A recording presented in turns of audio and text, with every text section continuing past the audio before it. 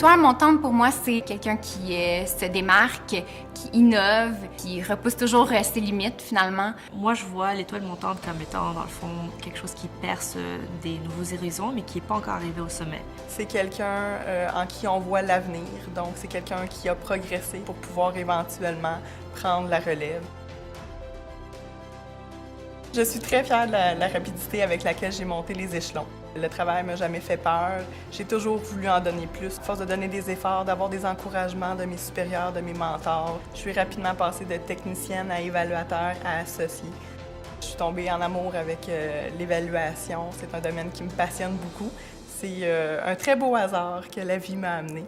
Et j'ai été très chanceuse d'avoir des très bons mentors qui m'ont aidée à mon développement.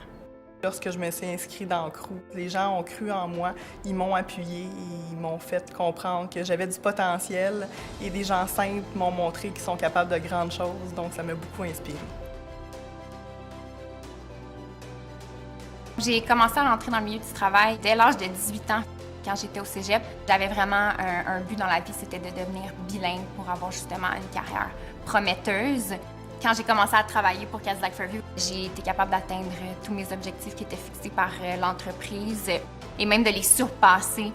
Pour réussir dans les médias sociaux, ce qu'il faut, c'est vraiment avoir une grande curiosité, avoir un désir d'apprendre, toujours être à l'affût des dernières technologies, puis aussi avoir une grande créativité. Ce qui me passionne beaucoup, c'est les gens, la communication, donc vraiment être en contact avec différents détaillants, différents blogueurs, même influenceurs, journalistes.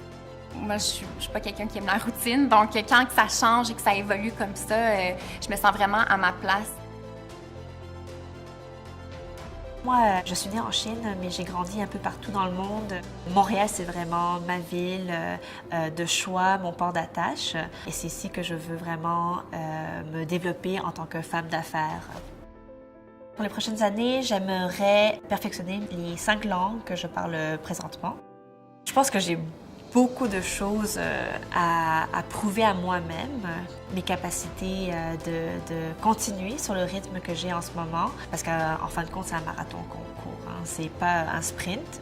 Souvent, en tant que jeune femme qui se lance en affaires, on va avoir des hésitations ou on se met des freins. Moi, de mon côté, je me lance dans des projets, je me lance dans des nouvelles expériences et je ne regarde pas en arrière.